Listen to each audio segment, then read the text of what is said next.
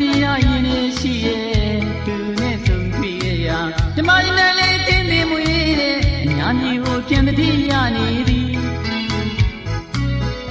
စီးစာနေညိုချိန်မှာအေယာဝတီမြစ်ကမ်းတွေကငွေတောင်ရကဲရဲ့ထက်မှာ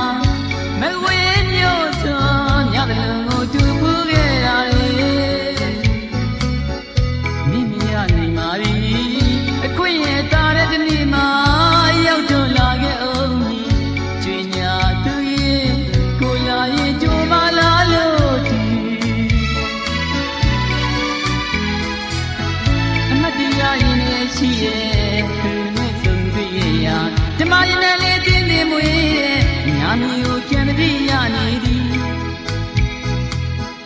စီရနေမျိုးကြီးမှာဒီရောက်ဒီမိကန်တွေကငွေတောင်ရန်ကဲရဲ့ချက်မှာ